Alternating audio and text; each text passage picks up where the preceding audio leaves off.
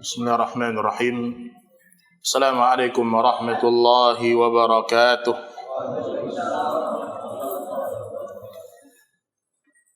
Innal hamdalillah nahmaduhu wa nasta'inuhu wa nastaghfiruh wa na'udzu billahi min shururi anfusina wa sayyiati a'malina. Man yahdihillahu fala mudilla lahu wa man yudlil fala hadiya lahu. Ashhadu an la ilaha illallah wahdahu la syarika lah wa ashhadu anna Muhammadan abduhu wa rasuluh sallallahu alaihi wa ala alihi wa sahbihi wa man sara ala nahjih wa tamassaka bi sunnatihi ila yaumiddin. Ya ayyuhalladzina amanu taqullaha haqqa tuqatih wa la tamutunna illa wa antum muslimun. Ya ayyuhalladzina amanu taqullaha wa qulu qawlan sadida yuslih lakum a'malakum wa yaghfir lakum dhunubakum wa man yuti'illaha wa rasulahu faqad faza fawzan 'azima. Amma ba'du fa inna asdaqal hadithi kitabullah wa khairal hadi hadi Muhammadin sallallahu alaihi wa ala alihi wa sallam wa syarrul umuri muhdatsatuha fa inna kulla muhdatsatin bid'ah wa kulla bid'atin dhalalah wa kulla dhalalatin finnar. Ma'asyiral muslimin, ma'asyiral muslimat, al-hadirin wal hadirat, rahimani wa rahimakumullah. Sehat lahir batin ya. Masyaallah.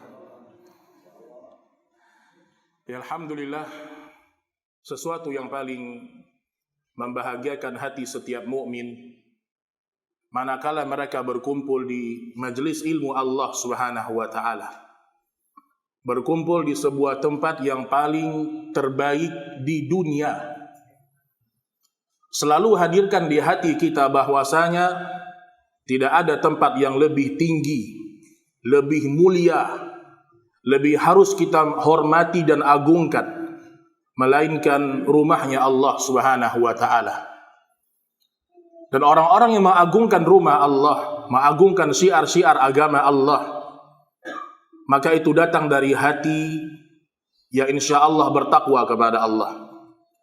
Sebagaimana Allah Subhanahu wa taala berfirman, "Wa may yu'azzim sya'airallah fa innaha min taqwal qulub." Barang siapa yang mengagungkan syiar-syiar Allah. Mengagungkan ini maknanya menganggap besar, menganggap mulia, mengetahui adab-adab di tempat tersebut. Dia agungkan syiar-syiar Allah. Maka orang yang mengagungkan syiar Allah itu tidak akan pernah datang kecuali dari hati yang insyaallah bertakwa kepada Allah Subhanahu wa taala. Dan mudah-mudahan semakin kita belajar ilmu syariat, semakin kita takut kepada Allah. Itu tujuan kita belajar. Ilmu agama ini ikhwan, dari masa ke masa tidak pernah bertambah.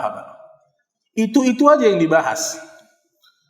Justru sangat aneh kalau ada seseorang membahas bahasan agama yang seakan-akan baru.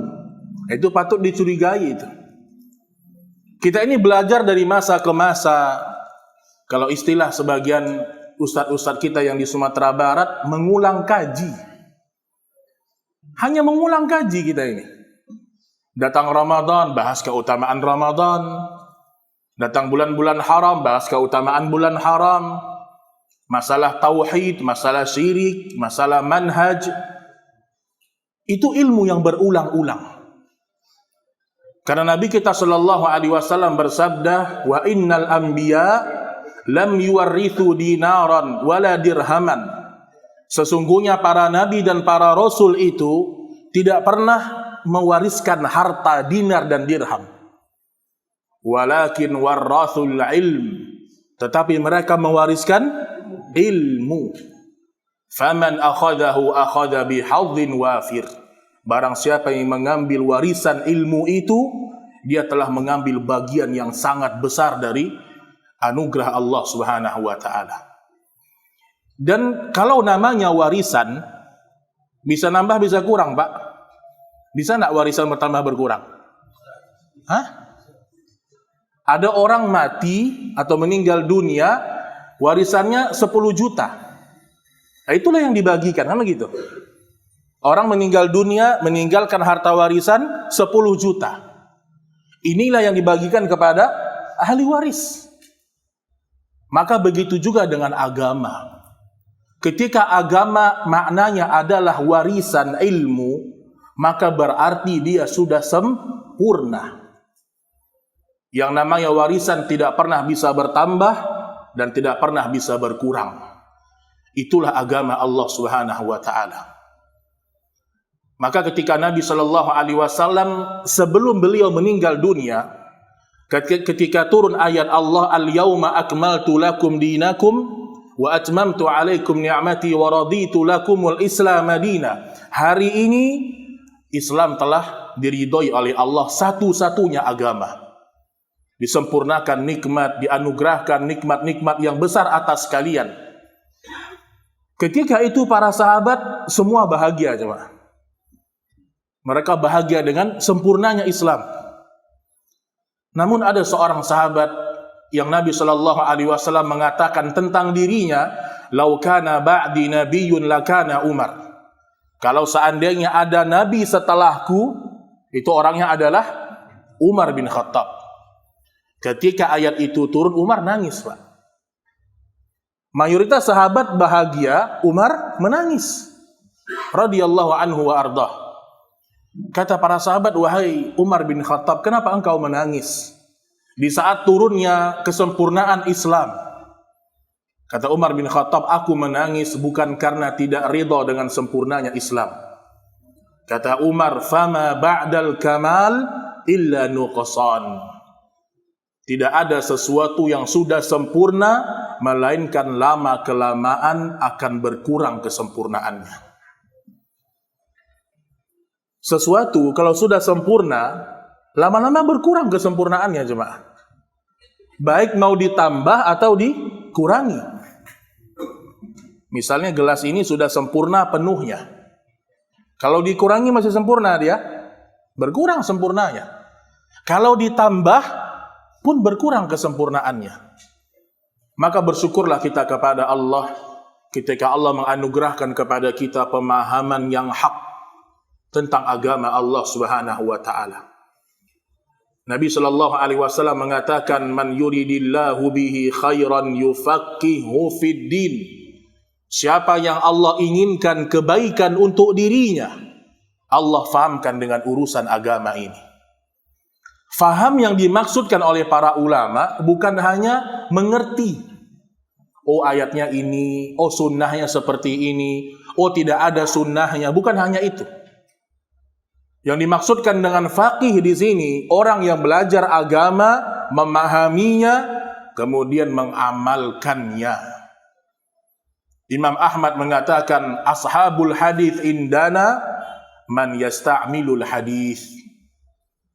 Orang yang ahli hadis di masa kami adalah orang-orang yang mengamalkan hadis. Maka jangan sampai majelis ilmu tidak menambahkan rasa takut antum kepada Allah. Jangan sampai keluar dari majelis ilmu tidak bertambah iman, tidak bertambah rasa cinta kepada Allah, tidak bertambah rasa cinta dan rindu kepada surga. Karena tujuan orang belajar agama ini untuk mengabdikan dirinya kepada Allah. Salawat dan salam semoga senantiasa tercurahkan kepada manusia yang paling terindah dalam hidup ini. Sempurna dalam fisik, sempurna dalam menyampaikan dakwah, dan dialah orang yang telah disebutkan oleh Ibunda Aisyah radhiyallahu taala anha, kana khuluquhul Quran. Kalau kalian tanyakan kepadaku tentang akhlak suamiku, kata Aisyah, kana khuluquhul Quran, maka sungguh akhlaknya Rasulullah sallallahu alaihi wasallam itu adalah Al-Quran. Ini cerdasnya Ibunda Aisyah. Orang nanya di masa itu, "Wahai Aisyah, bagaimana akhlaknya Rasul?" Aisyah tidak mengatakan Rasul itu jujur, dermawan, tidak pernah berdusta, terlalu bertele-tele kalau gitu. Tapi Ibunda Aisyah datang dengan kecerdasannya, dengan kalimat yang singkat, tapi semua orang paham. kana khuluquhul Quran. Selesai. Kalau kalian ingin melihat akhlaknya Rasul kalian, itu Al-Quran. Itu akhlak Rasul kita sallallahu alaihi wasallam. Maka semoga salawat bersambung kepada beliau salawatullahi wassalamu alaihi, kepada istri-istri beliau, kepada putra-putri beliau, dan kepada para sahabat yang senantiasa berjuang menegakkan agama Allah, dan semoga Allah meridhoi kita bersama mereka kelak di hari akhirat. Amin ya rabbal alamin. Baik jemaah sekalian rahimani wa rahimakumullah. Malam ini kita bahas tentang apa, Pak? Tentang iblis. Nah, ini pembahasan yang memang harus diulang-ulang. Paling tidak harus kita sadar. Kita ini punya musuh. Kita ini punya musuh. Ada makhluk yang semenjak dilaknat Allah bersumpah dia. Bersumpah untuk menyesatkan manusia dari jalan Allah. Oleh karena itu Allah Subhanahu wa taala berfirman dalam surah Al-A'raf 16 sampai 17, qala fabima aghwaytani la'aq'udanna lahum siratakal mustaqim. Kata iblis, ya Rabb, karena engkau telah mengusirku dari surga, la'aq'udanna lahum siratakal mustaqim. Aku benar-benar akan sesatkan mereka dari jalan yang lurus. Ini sumpahnya iblis, Pak. Kemudian Allah Subhanahu wa taala berfirman, "Tsumma la'atiyannahum min baini aydihim wa min khalfihim wa an aymanihim wa an syama'ilihim wa la tajidu aktsarahum syakirin." Sungguh iblis itu akan benar-benar datang kepada kalian, menggoda kalian dari depan. Kata Imam Ibnu Abbas radhiyallahu taala anhu, dari depan maksudnya iblis akan memberikan was-was kepada kita, ketakutan kepada rezeki, ketakutan kepada masa depan. Orang beriman enggak, ikhwan. Orang beriman mikirnya enggak panjang. Orang beriman hanya berpikir bagaimana hari ini aku bisa bermanfaat untuk agamaku. Bagaimana hari ini aku sholat dengan sholat yang terbaik. Bagaimana hari ini aku berbakti sama orang tua dengan bakti yang terbaik.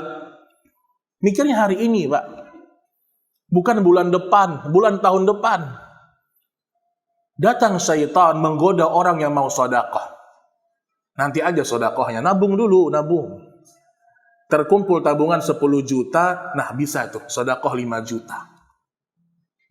Akhirnya banyak orang menunda-nunda amal karena berpikir impian ke depan. Apalagi sesuatu yang dia khawatirkan bagian dari rezeki.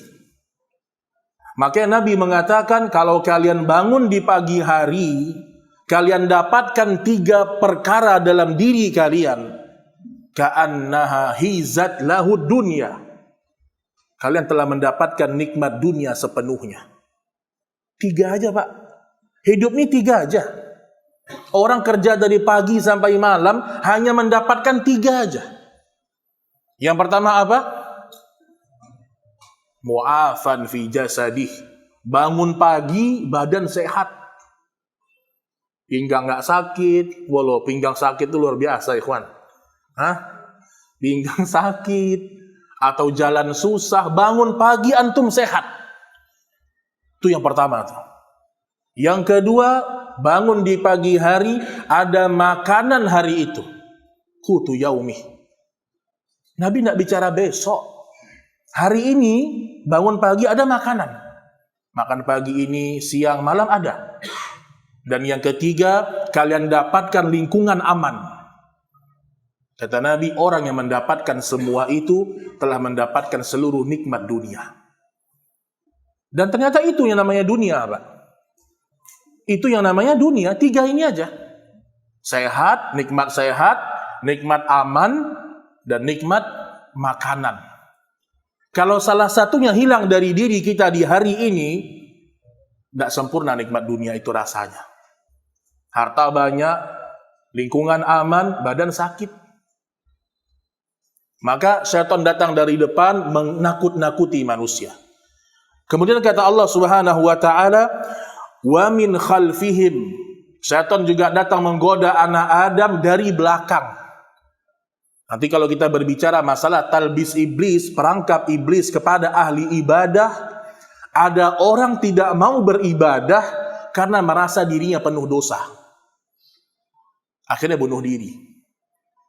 Maka kitab talbis iblis itu kalau antum, kan sudah ada terjemahannya ya, Ibnul Jauzi, warna hitam, covernya. Itu kalau antum baca di awal, Ibnul Jauzi fokus membahas tentang golongan-golongan sesat yang akidahnya berantakan. Hampir setengah bahasan tentang masalah golongan-golongan sesat, akidah-akidah yang menyimpang. Karena kebanyakan orang terkena perangkap iblis karena tidak punya ilmu. Yang berilmu saja seakan-akan dia beribadah bisa kena perangkap iblis. Nanti kita contohkan. Dari belakang, iblis datang menakut-nakuti kita dengan dosa-dosa masa lalu. Ini kalau kita membahas bahasannya orang-orang yang ingin bertaubat. Ada orang susah ditaubat, percuma saya taubat Ustaz. Sekalian aja, subhanallah. Sekalian buat dosa sudah. Dosa sudah terlalu banyak, kata dia. Maka datanglah iblis menakut-nakutkan, membuat sedih dan seterusnya. Termasuk dosa yang lalu, termasuk masalah musibah. Makanya Allah mengatakan sifatnya orang beriman, fala khaufun alaihim wala hum yahzanun. Orang beriman kalau takut tidak berlebihan dan juga tidak bersedih hati yang berlebihan. Kenapa Islam melarang para wanita? Bukan melarang ya, melarang wanita sering-sering ziarah kubur. Sering-sering tidak boleh bagi para wanita. Apa hikmahnya? Karena itu bisa mengulang kesedihan. Yang tadinya sudah ridho dengan takdir, ridho dengan orang yang meninggal dunia, karena ingat-ingat yang dulu, ditunggangi oleh syaitan, hilang keikhlasan menerima takdir. Itu diantara hikmahnya. Dan dari kanan dan dari kiri, kata Imam Ibnu Abbas radhiyallahu ta'ala anhu, dari kanan iblis datang kepada orang-orang yang soleh. Bagaimana ibadahnya orang soleh itu tidak bernilai di sisi Allah atau pahalanya kurang. Ini kita bahas nanti Pak. Target iblis kepada orang-orang yang kayak antum inilah ya. Orang-orang kayak antum ini ya, disuruh minum bir mau nggak Pak? Hah? Kok sedikit suaranya? Nggak, susah. Iblis tidak datang kepada orang-orang yang rajin ke masjid digoda bir, enggak. Digoda khamar, enggak. Digoda dengan zina, mungkin juga tidak. Walau mungkin tidak semua. Berat iblis untuk menggoda orang yang saleh dengan dosa-dosa itu. Main judi berat. Tapi iblis datang dengan dua target.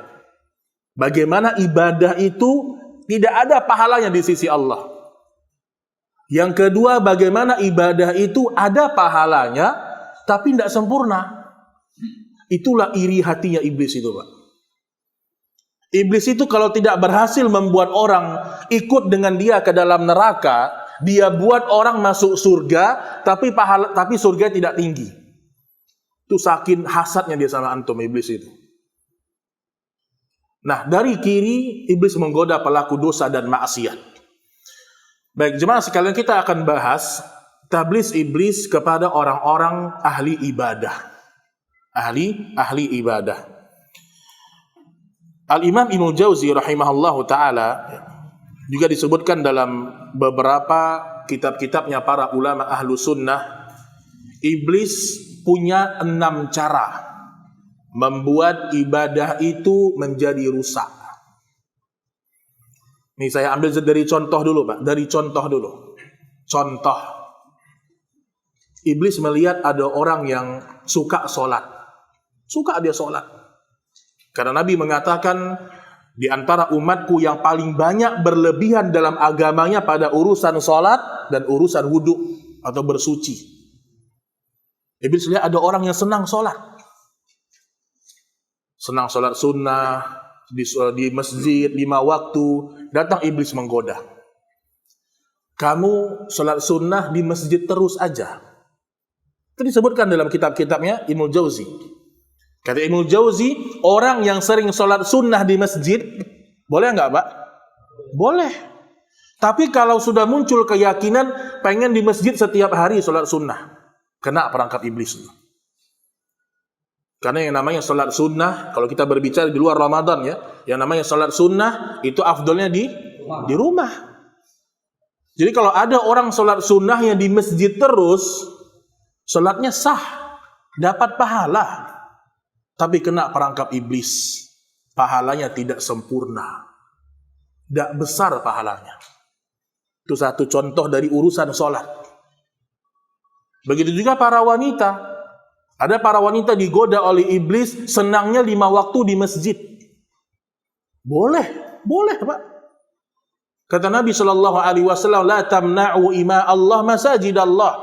Wahai sahabatku, jangan kalian larang wanita ke masjid, kata Nabi. Tetapi rumah-rumah mereka lebih baik daripada masjid. Perempuan kalau pengen ke masjid, ada syarat-syaratnya kan. Izin sama suami, kemudian dia tidak boleh terjadi fitnah pada diri dia dan orang lain, tidak memakai wangi-wangian, tidak bermake up dan seterusnya. Tapi di rumah lebih baik. Makanya sebagian ibu-ibu yang sudah kena talbis iblis dalam sholat berjamaah di masjid, dia mengatakan apa? Lebih besar sholat di masjid pahalanya, kata dia. Saya punya saudara Pak. Kalau saya orang Minang itu dipanggil semacam ma'uwo lah gitu ibaratnya. Ma'uwo saya ini tidak mau 5 waktu harus di masjid. Safar pun sholatnya 4 rakaat. Nggak mau dikurang. Masa lebih besar pahala 2 rakaat daripada 4 rakaat kata dia. Ketika safar atau di jamak gitu. Terkena godaan-godaan iblis. Makanya Ibunda Aisyah pernah mengatakan, kalau seandainya Nabi hidup di masa kita sekarang, di masa Aisyah, ketika Nabi sudah meninggal dunia, Nabi akan melarang wanita pergi ke masjid. Karena fitnahnya besar, walaupun tidak haram. Itu baru berkaitan dengan ibadah sholat. Ada orang lagi dalam masalah bersuci, juga terkena talbis iblis. Dia merasa dirinya tuh belum sempurna wudunya. Pernah lihat nggak orang wudunya berulang-ulang? Wudu, kayaknya belum, masih kotor nih kayaknya kata dia. Sampai basah, sampai ini kan enggak was-was iblis, was-was syaitan. Termasuk pada urusan sholat. Mau sholat tuh kayak berat banget gitu Pak. Ulang. Kayak begitu ada loh orang. Kenapa antum begitu? Harus beda Ustaz. Kita kalau udah ingin khusyuk kata dia, antara hati dengan mulut tuh harus hadir. Entah gimana maksud enggak paham juga Pak. Harus ada keterkaitan tuh. Nah, ini kena tipu daya iblis. Nabi SAW tidak pernah sholat seperti itu. Ikhwan dan akhwat rahimani wa rahimakumullah.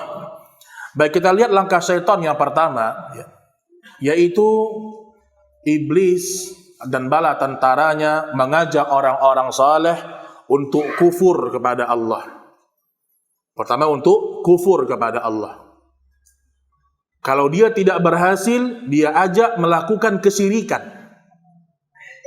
Apa beda antara kufur dengan syirik jemaah? Kalau orang kafir, ya, dia adalah kalau orang kafir, ya, memang dia tidak pernah Islam sebelumnya. Tapi kalau orang musyrik, dia bisa menjadi musyrik pada kondisi dia sedang beriman.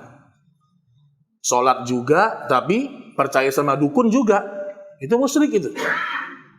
Pergi haji juga, pergi umroh juga, tapi percaya angka 13 angka sial. Itu juga bagian-bagian dari kesyirikan. Kalau setan tidak berhasil membuat orang keluar dari Islam, dia buat kita jatuh kepada kesyirikan. Karena menurut sebagian orang, dia tidak melakukan kesyirikan. Sebagian orang mengatakan, saya tidak berbuat syirik, kami sedang bertawassul dengan orang-orang saleh. Syirik diganti dengan tawassul. Itu tugasnya setan juga itu Pak. syaitan itu suka mengingatkan manusia supaya manusia itu lupa dengan keburukan karena diganti namanya. Antum ingat itu? Diganti namanya. Bentar.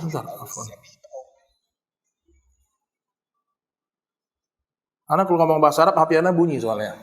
Canggih kan? Ikhwan, jadi syaitan tugasnya adalah membuat orang itu seakan-akan berbuat ibadah kepada Allah, namun ternyata adalah kesyirikan. Kalau dia tidak berhasil membuat orang jatuh kepada kesyirikan, dia membuat manusia itu membuat mereka meninggalkan kewajiban agama. Itu dia langkah yang pertama, 1 poin kita para ulama. Dibuat dia kufur dari agama. Syaitan gagal, dibuat dia berbuat syirik kepada Allah. Dan betapa banyak kaum muslimin yang tidak sadar melakukan kesyirikan. Tidak sadar. Karena yang namanya syirik, kata Nabi SAW, seperti semut yang berjalan di atas batu hitam. Ada semut jalan di atas batu hitam. Kemudian semut itu berwarna hitam di tengah gelapnya malam. Bisa lihat nggak kita tuh? Begitu syirik itu. Dia seakan-akan mirip dengan yang namanya kebenaran. Makanya Nabi SAW sebelum beliau meninggal dunia, potensi-potensi kesyirikan Nabi peringatkan. Dimulai dari yang namanya ziarah kubur diantaranya. La'anallahu al-yahud wan nasara ittakhadhu kubur anbiya'ihim masajid. Allah melaknat Yahudi dan Nasrani menjadikan kubur-kubur nabi mereka seperti masjid. Terjadi nggak Pak? Terjadi. Orang baca Quran itu di masjid, bukan di kuburan.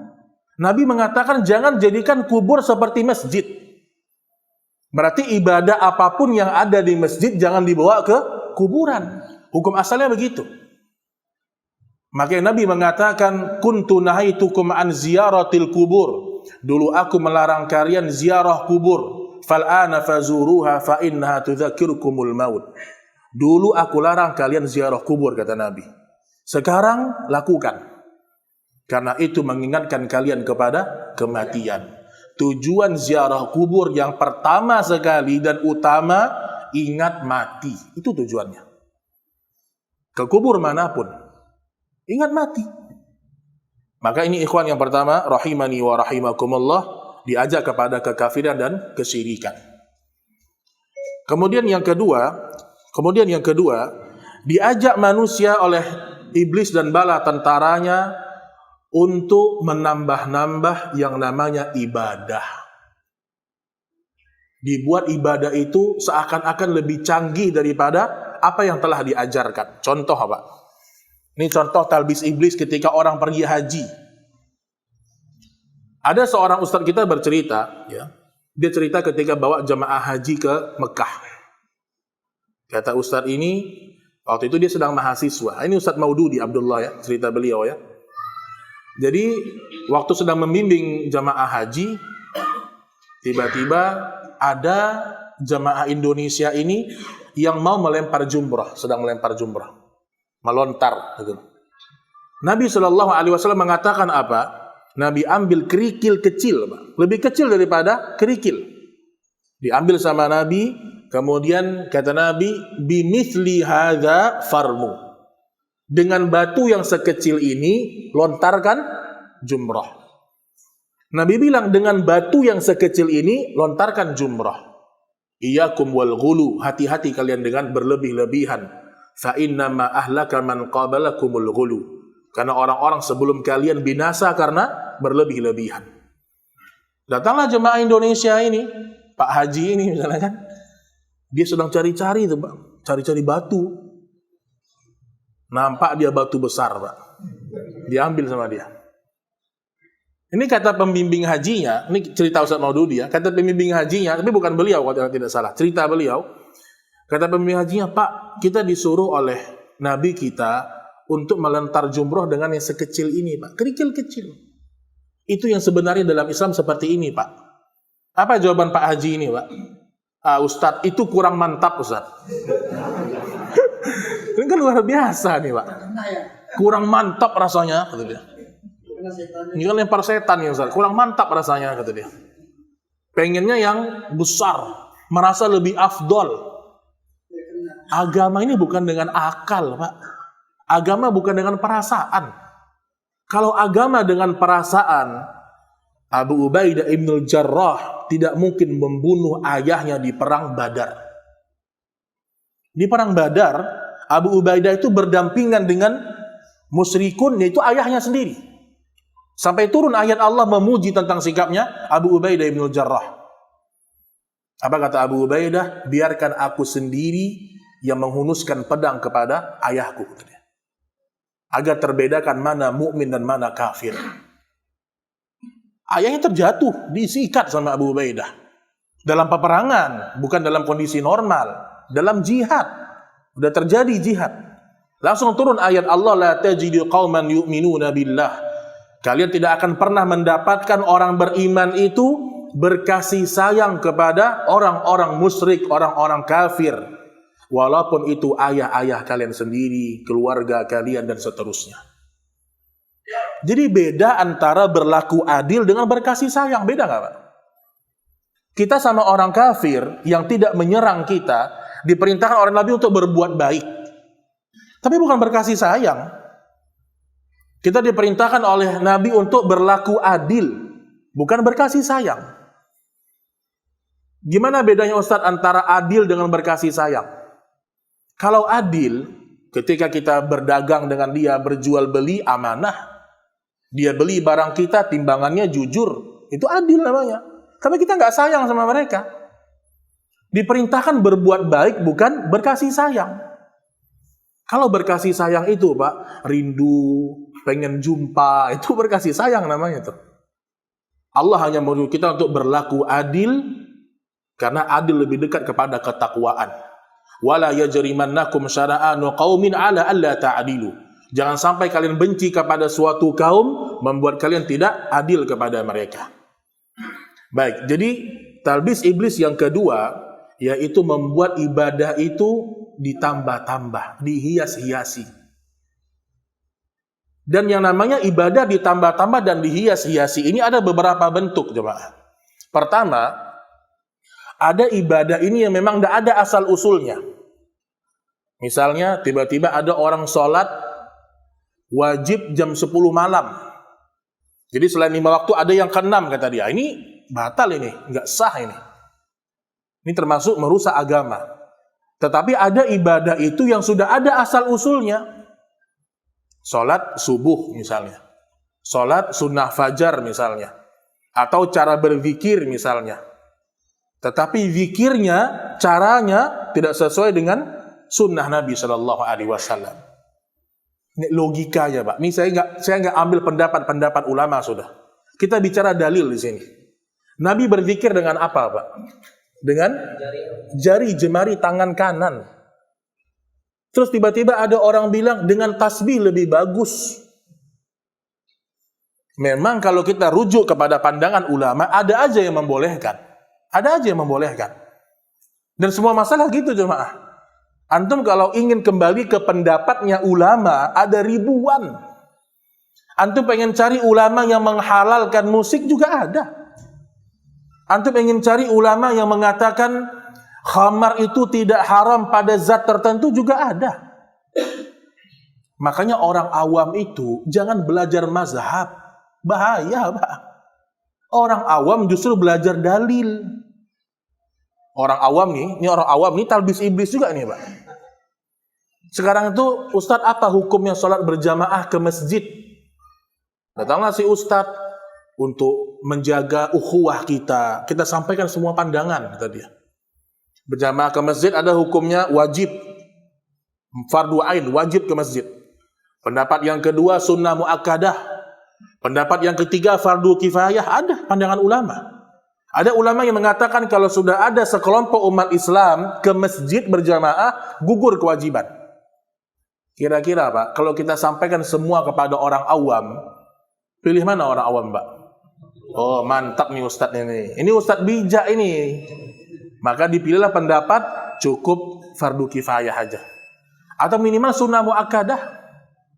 Bukan begitu kita beragama, jemaah. Azan? Baik, kita azan, setelah itu kita lanjutkan insyaallah taala. Wallahu taala alam bisawab. Wassalamualaikum warahmatullahi wabarakatuh.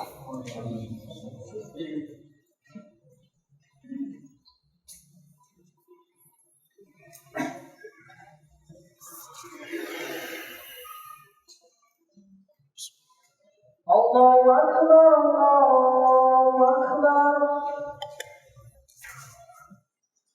Allahu Akbar, Allahu Akbar. Asyhadu an la ilaha illallah.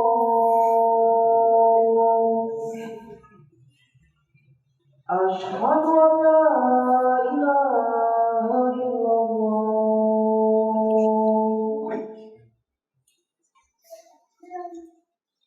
Asyhadu anna Muhammadar Rasulullah.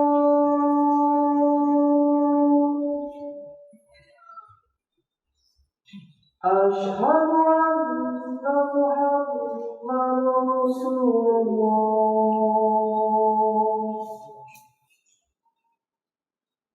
Hayya 'alas shalah.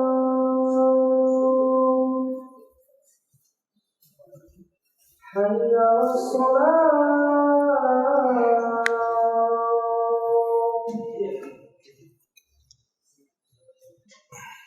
Hayya 'alal falah.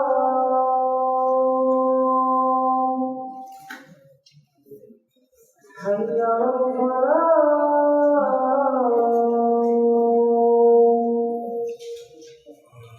Allahu Akbar, Allahu Akbar. La ilaha illallah.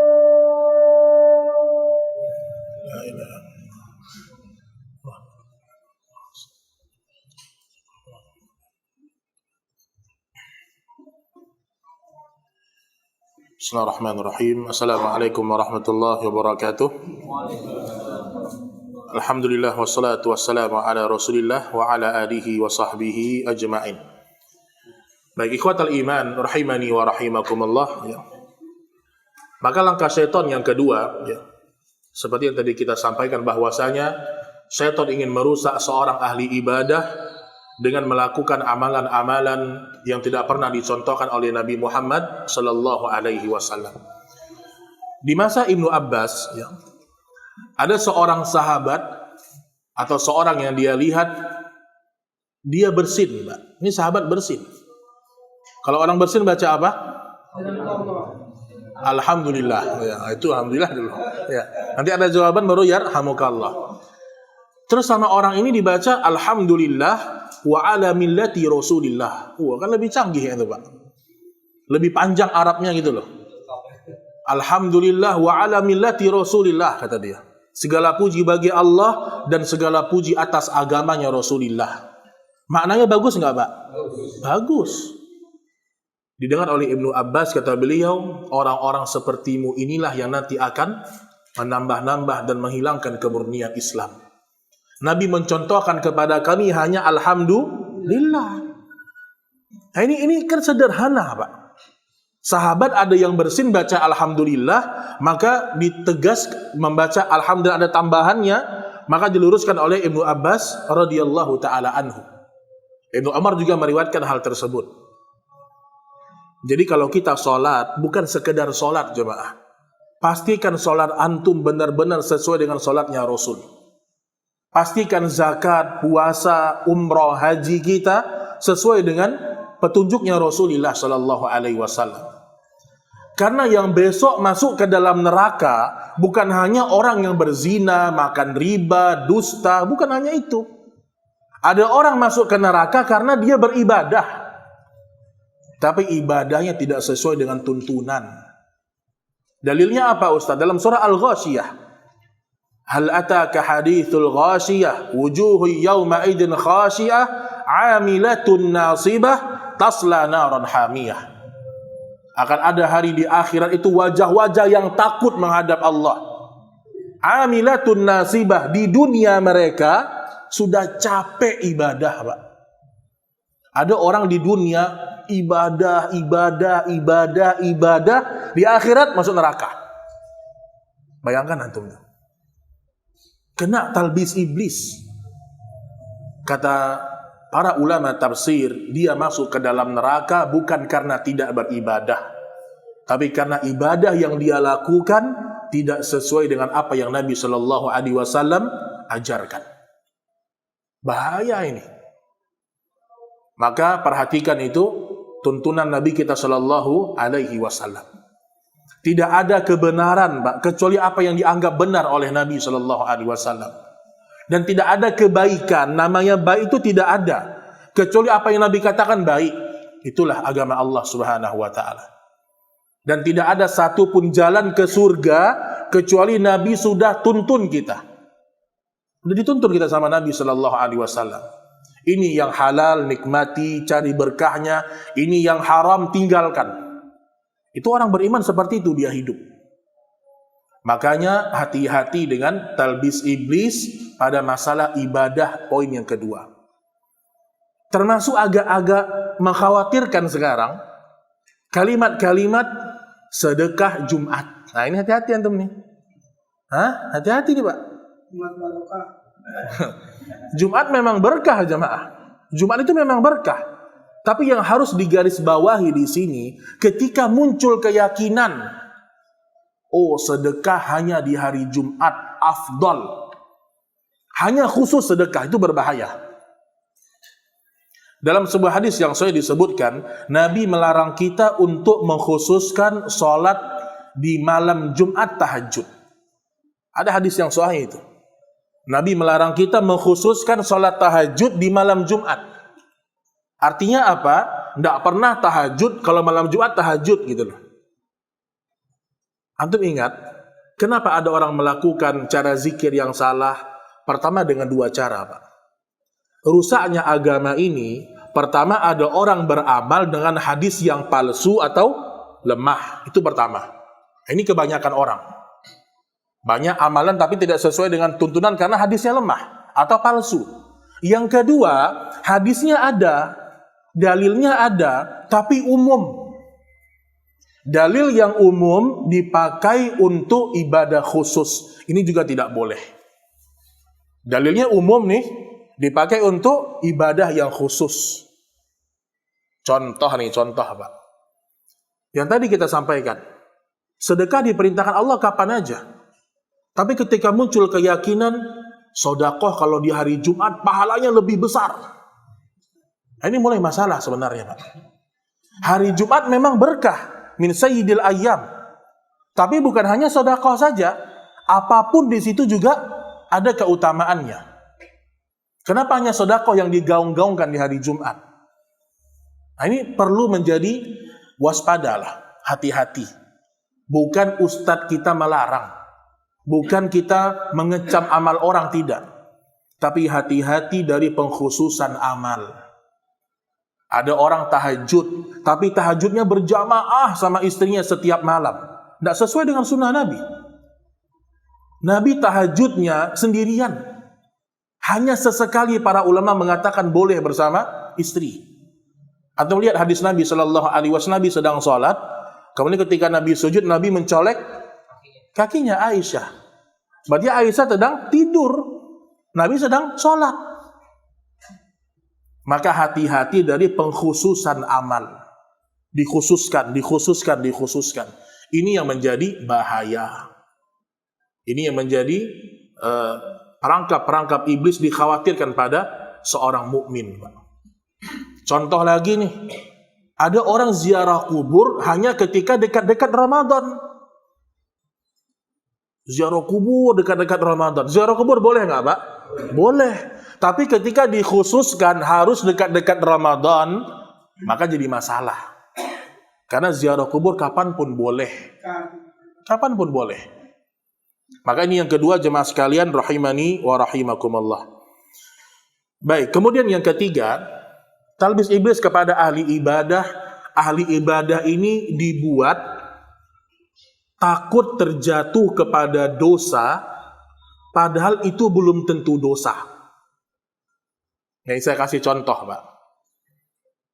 ahli ibadah dibuat sama iblis, hati-hati ini dosa nih. Tapi belum tentu dosa sebenarnya. Tetapi dosa yang sudah jelas dosa, dia nggak takut. Contoh, Pak. Apa hukum, ada orang bertanya, Ustadz, apa hukumnya ngecas HP di masjid? Itu pertanyaan saya takjub, Pak. Masya Allah nih orang yang nanya, saya bilang. Nanya sampai kayak gitu loh. Ustadz, apa hukumnya ngecas HP di masjid? Apa hukumnya, Pak? Hah? Boleh nggak? Boleh, Ustaz. Nggak boleh, Pak? Kenapa nggak boleh, Pak? Itu kan bukan hak kita. Bukan hak kita, baik.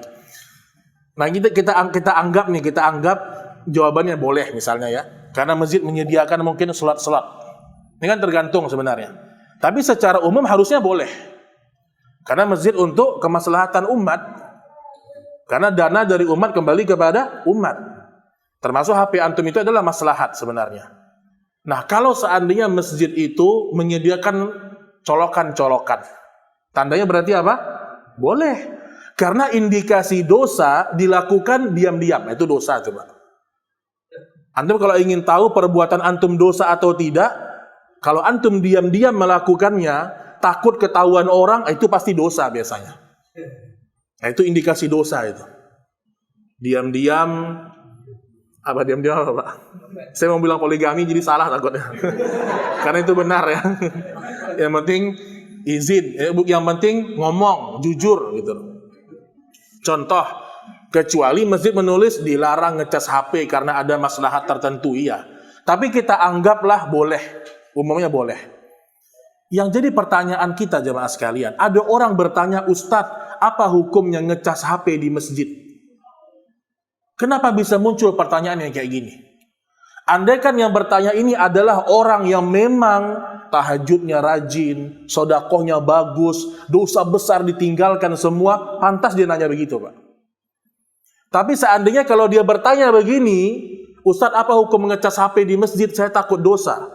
Kata Ustadznya, boleh, nggak apa-apa. Oh yaudah, dia keluar masjid, gibahin orang. Maksudnya apa? Ada orang yang hati-hati dari sebuah dosa yang belum tentu dosa, tapi dosa yang udah jelas-jelas nggak ditinggalin sama dia. Nah, ini paham nggak kira-kira? Ngecas HP di masjid tuh belum tentu dosa. Tapi yang udah jelas dosa, gibah, marah sama orang tua, bakhil, lalai dari sholat, riba, bohong, jelas-jelas dosa, nggak ditinggalin gitu loh. Nah, itu hati-hati, Pak. Ada orang terlihat seakan-akan takut kepada dosa, tapi ternyata ditunggangi oleh iblis. Jemaah sekalian, ya, itu kalau berkaitan dengan masalah dosanya seorang ahli ibadah. Kemudian yang keempat, talbis iblis kepada sesama ahli ibadah. Kita nggak sebutkan ahli ilmu, kenapa? Ahli ilmu susah digoda oleh syaitan. Ahli ilmu yang mengamalkan ilmu maksudnya ya. Karena orang yang paling mudah digoda oleh iblis ahli ibadah. Rajin ibadah tapi tidak punya ilmu. Ahli ilmu itu yang paling susah digoda oleh iblis. Yang keempat, Pak, sesama ahli ibadah. Biasanya sesama ahli ibadah, manusia ini cepat suuzon kepada sesama ahli ibadah.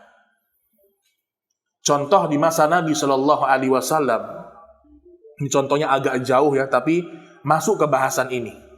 Ketika Nabi sedang iktikaf di masjid, ya, tiba-tiba datang istri beliau bernama Sofiyah. Malam hari ini, Sofiyah datang. Nabi ngobrol dengan Sofiyah sebentar, ya, di gelapnya malam ini. Tiba-tiba lewatlah dua orang sahabat. Dia lihat Nabi sedang berduaan dengan wanita. Tiba-tiba dia langsung pergi sahabat ini, Pak. Pergi dia. Dikejar oleh Nabi SAW, dua sahabat ini.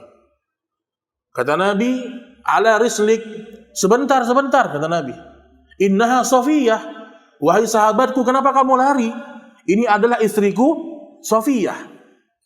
Apa maksudnya jemaah? Iblis ingin memasukkan ke hatinya sahabat, Nabi ini sama perempuan mana nih? Gitu. Nabi tidak ingin ada tipu daya itu dikejar sama Nabi, dijelaskan sama Nabi.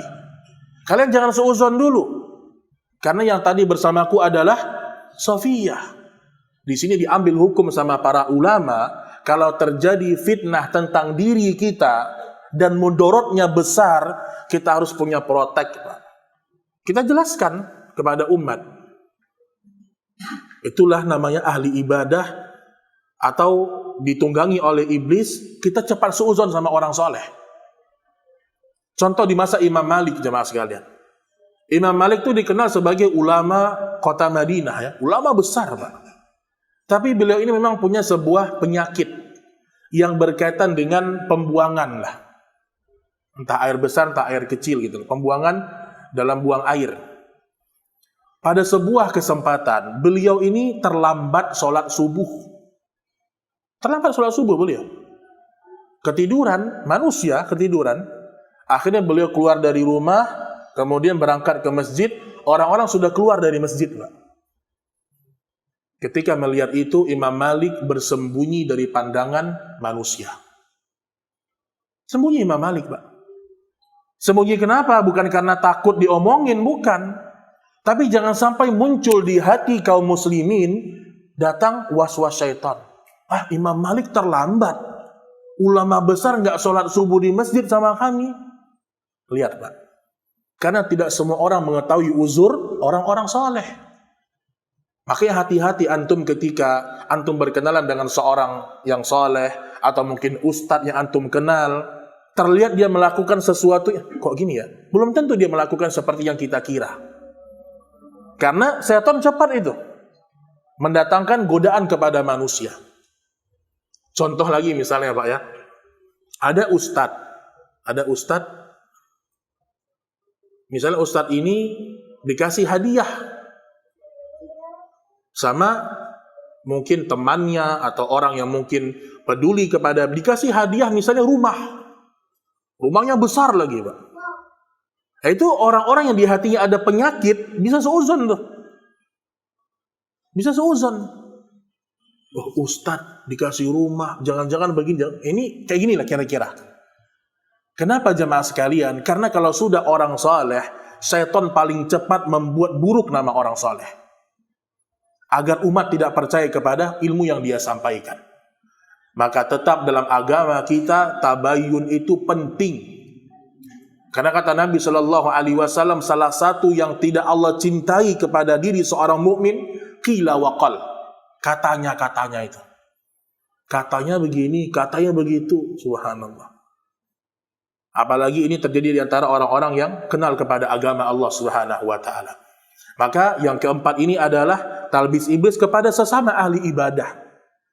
Makanya orang beriman kepada orang beriman, dahulukan husnuzon.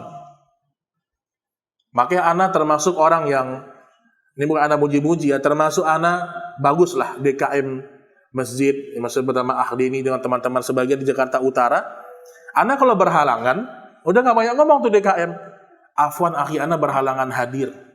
Biasanya beliau langsung, Na'am Ustaz, qadarullah, barakallahu fiik, selesai.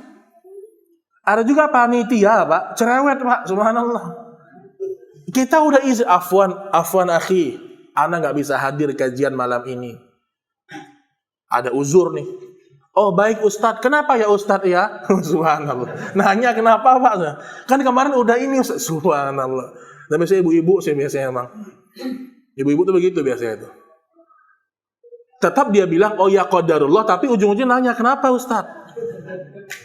Dan disitulah Ustaz perlu jujur, Pak. Dan senikmat-nikmatnya jadi Ustaz apa adanya itu paling nikmat, Pak. Istri saya cerita, ada sebuah kajian di Tebet ya. Ini kita ambil faedah dari kisah Ustaz Badrus Salam ini, Masya Allah nih, guru kita nih. Jadi waktu itu ada kajian ibu-ibu, kajian umahat. Beliau diundanglah kajian zuhur kalau anda tidak salah. Cuman setahu informasi yang diceritakan, beliau dikabarkan bulan lalu. Ya sama kayak kita lah, Ustaz bisa ngisi kajian bulan depan nggak? Ustaz bilang, insya Allah bisa hadir gitu. Bisa hadir.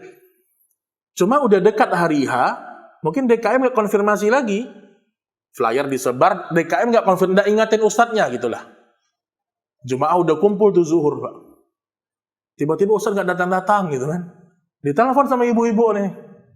Ibu-ibu ini masalah juga kadang-kadang. Ibu-ibu ini. Ustaz, afwan udah di mana? Jemaah udah pada hadir. Terus Ustadz ini Masya Allah jawab apa adanya, jujur. Bangun, diangkat. Oh afwan bu, saya baru bangun tidur tadi. Emang kenapa bu? Ada kajian. Oh saya kira nggak jadi kajiannya karena nggak ada konfirmasi. Saya ambil situ hikmah ini Ustadz Masya Allah. Makanya antum kalau ngundang Ustadz konfirmasi lagi 3 hari lagi sebelumnya. Penting itu ikhwan. Cuman dilihat di poin di sini apa? Jadi orang jujur itu paling nikmat. Jadi orang jujur apa adanya. Kita lupa bilang lupa, selesai.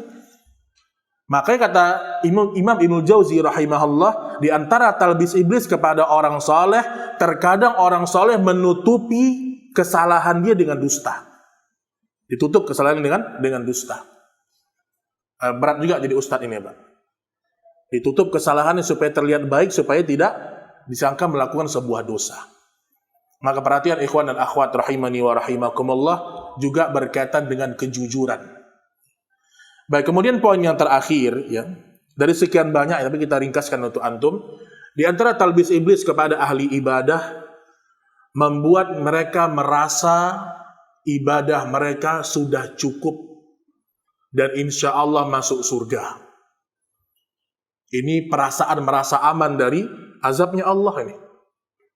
Insya Allah udah cukup lah ibadah saya. Saya 5 waktu di masjid, baca Al-Quran, udah sedekah, merasa aman dari yang namanya azab Allah. Umar bin Khattab, Bapak Ibu yang dirahmati Allah, ketika Nabi SAW sudah meninggal dunia, Nabi memberitahukan nama-nama orang munafik kepada Hudzaifah ibn Yaman. Jadi Hudzaifah ini sahabat yang menyimpan rahasia Rasul. Nabi sebutkan si fulan munafik, si fulan munafik.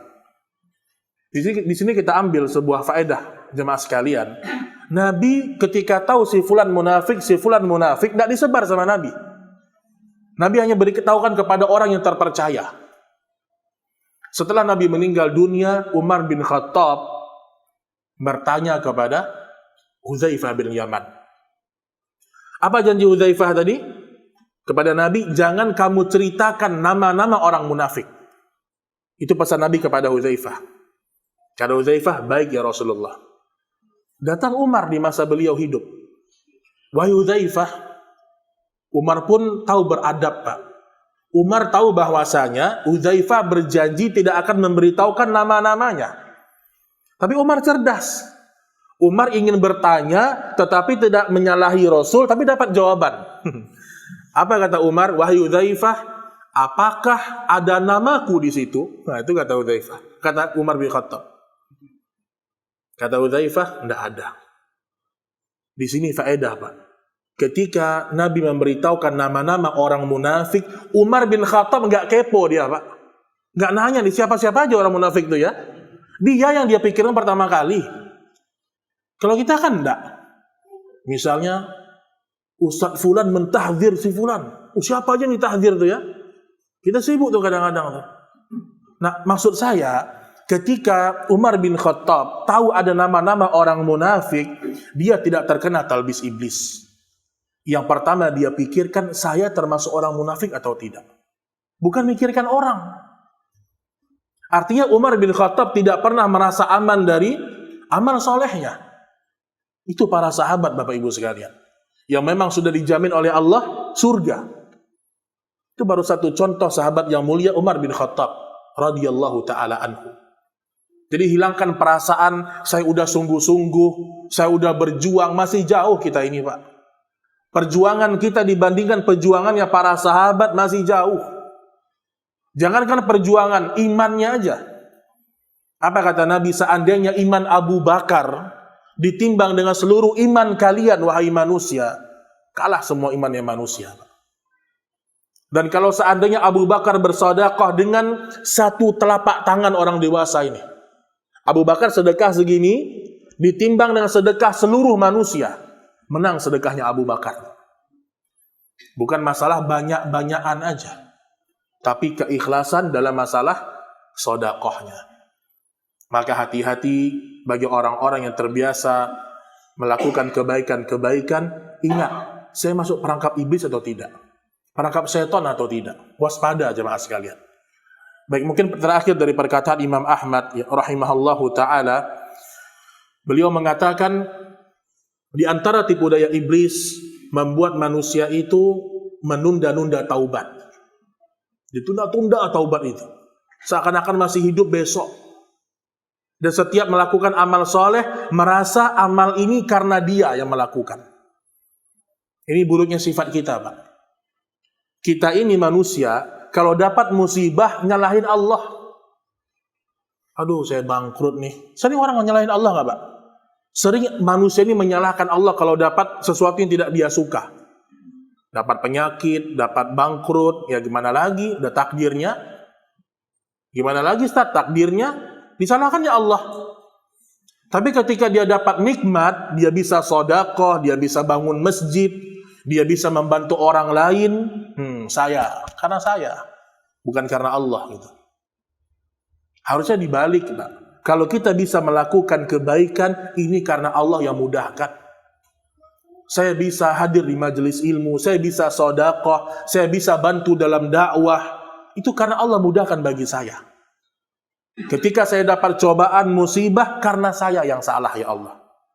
Lihat Nabi Ayub alaihissalam, ketika dapat penyakit 18 tahun, Pak.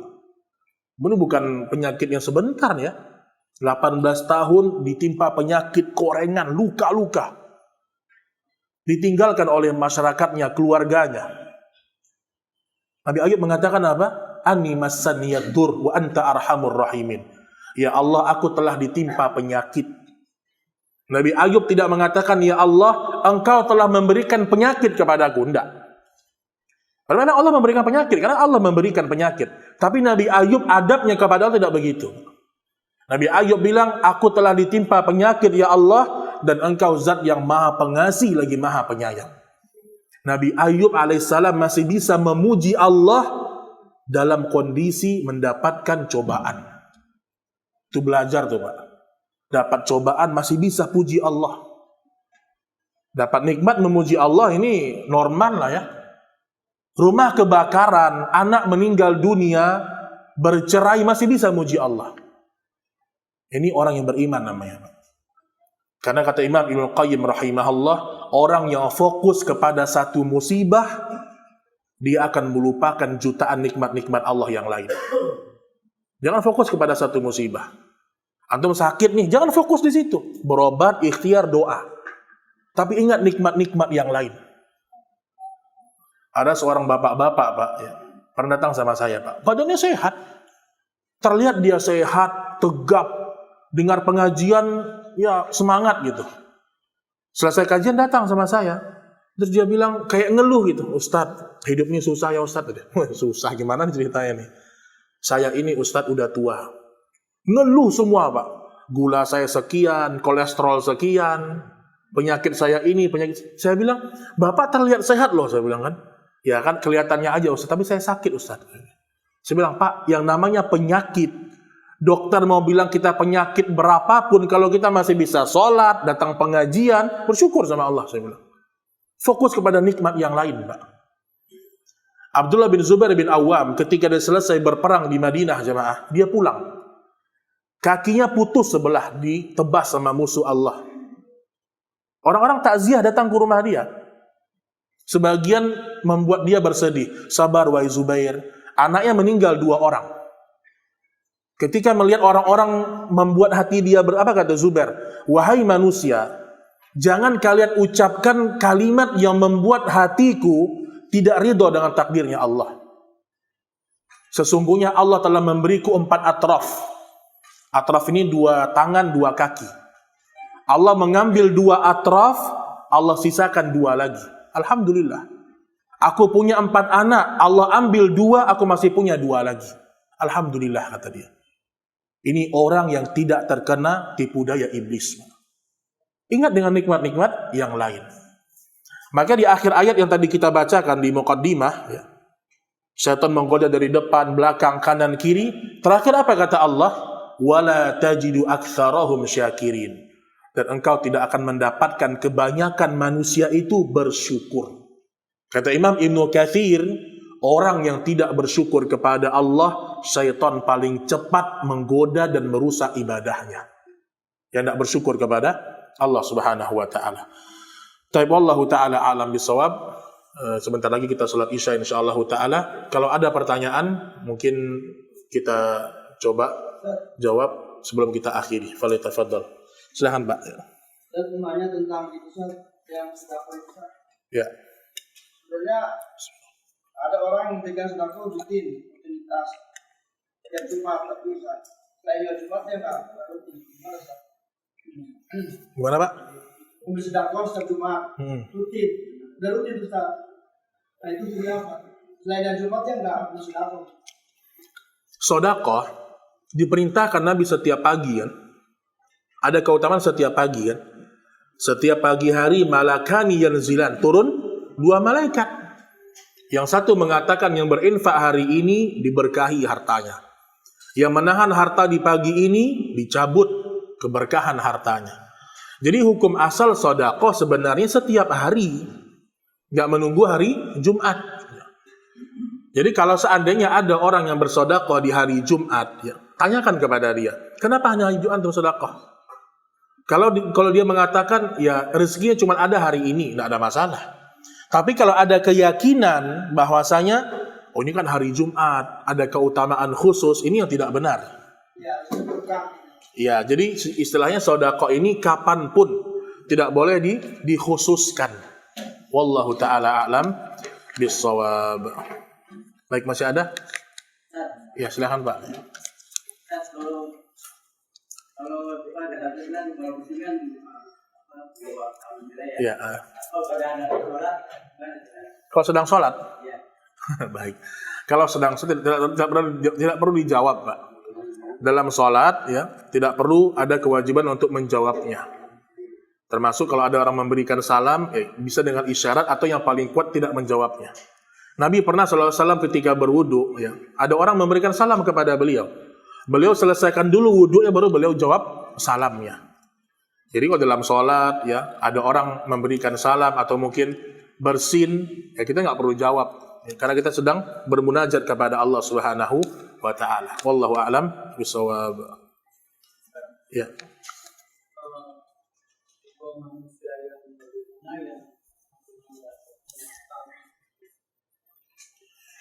Baik, barakallahu fiik ya.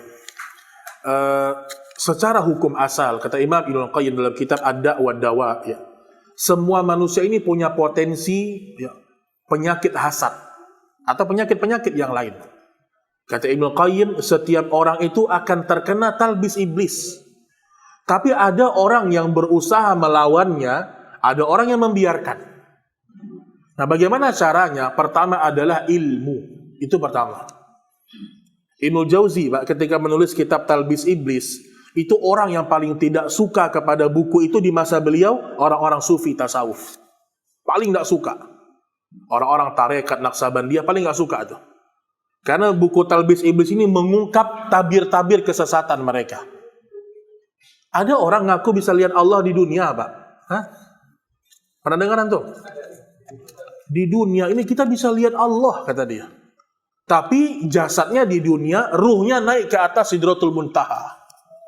Itu orang-orang yang Allah berikan sultan, kata dia. Oh, subhanallah. Ini dusta semua. Kalau seandainya bisa melihat Allah di dunia, ngapain kita masuk surga? Kenikmatan di surga apa? Yang paling besar? Melihat wajah Allah. Kalau sudah terlihat di dunia, ngapain ke surga? Nabi Musa ingin lihat Allah tumbang. Nabi Muhammad pun ketika Isra dan Mi'raj, kata Ibunda Aisyah, Nabi tidak melihat Allah. Jadi ini kan tipuan iblis ya, tipuan dari bala tentara iblis. Nah, termasuk misalnya yang tadi, kalau ingin bersih dari talbisnya iblis, pertama ilmu. Timbang semua dengan ilmu, Pak. Dan insya Allah nggak ada yang tidak ada jawabannya. Innal halala bayyin wa innal harama bayyin wa bainahuma umurun mustabihat. Sesungguhnya sesuatu yang halal jelas, yang haram jelas. Di antara keduanya ada yang syubhat. Kayaknya halal, tapi haram juga gitu loh, Pak. Kayaknya sunnah tapi mungkin bid'ah gitu. Nah, Nabi berikan kita sikap, yang halal bagaimana? Lakukan, nikmati. Yang haram ditinggalkan. Yang syubhat diapakan? Ditinggalkan, selesai. Makanya ikhwan, video-video syubhat itu antum jangan sebarkan. Ini juga menyimpang juga ini. Tugas kita menyebarkan ilmu, bukan menyebarkan syubhat. Ini ikhwan kalau udah di grup saya lihat macam-macam subhanallah. Memang sebarkan syubhat, bantahan di bawah. Kan tidak semua orang mampu untuk memahami.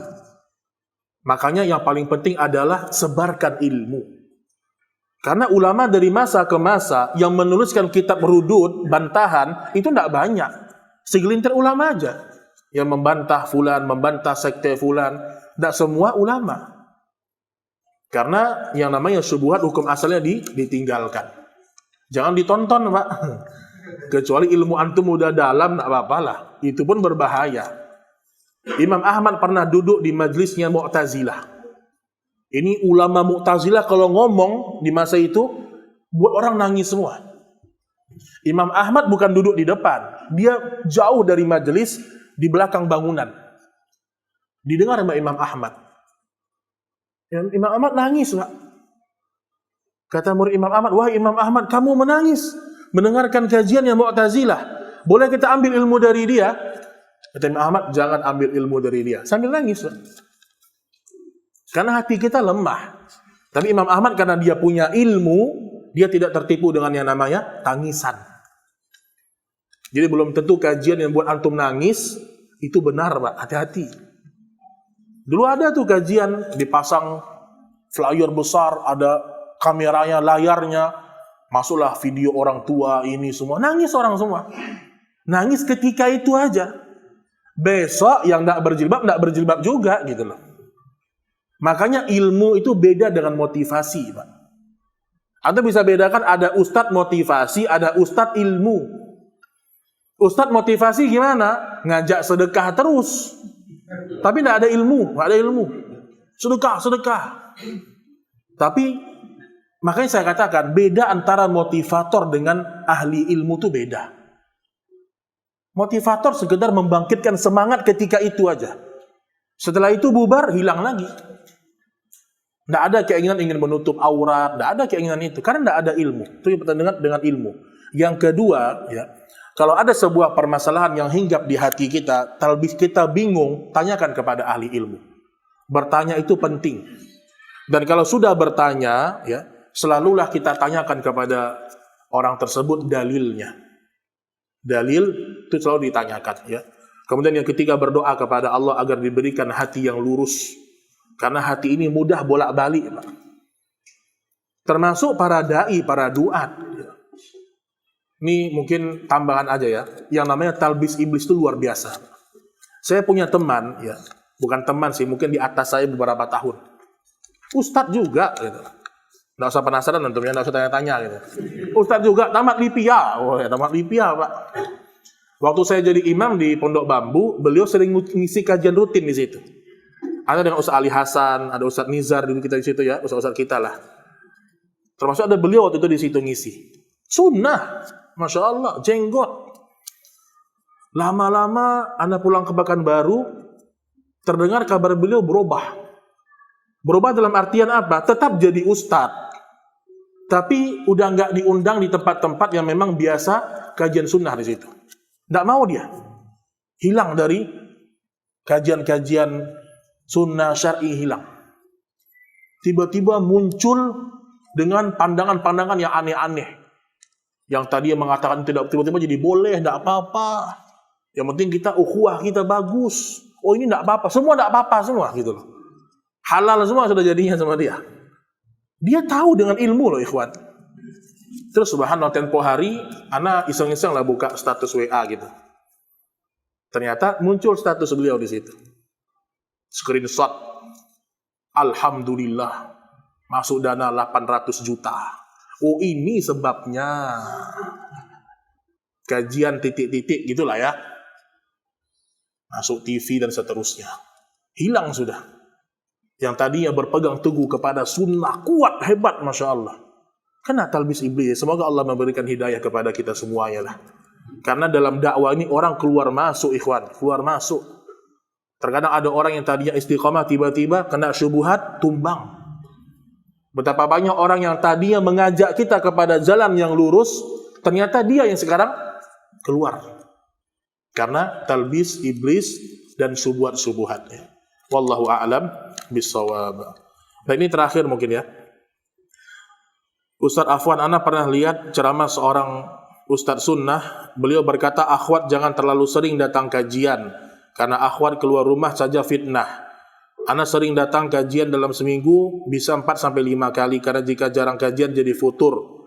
Sudah ikut kajian online pun tetap futur, jadi harus rajin kajian langsung. Bagaimana Ustadz? Jazakallah khairan. Iya, memang hukum asalnya waqarna fi buyutikunna wala tabarraj tabarrujal jahiliyatil ula. Para wanita hendaklah menetap di rumah-rumah mereka. Hukum asalnya rumah tempat yang paling terbaik bagi wanita. Sampai kata ulama, perempuan itu di rumah aja dia, nak ngapa-ngapain dia, niat dia di rumah melaksanakan perintah Allah, dapat pahala, Pak. Di rumah aja. Datang waktu sholat, nggak ngapa-ngapain. Udah dapat keutamaan dia melakukan perintah Allah. Apalagi kalau dia ngaji, menghafal Quran, belajar, dan seterusnya. Nah, tapi bagaimana kalau dia pengajiannya? Ini semua dilihat ya. Jangan sampai kita mengambil video pendek, mengambil sebuah kesimpulan. Semua ini tergantung perempuannya.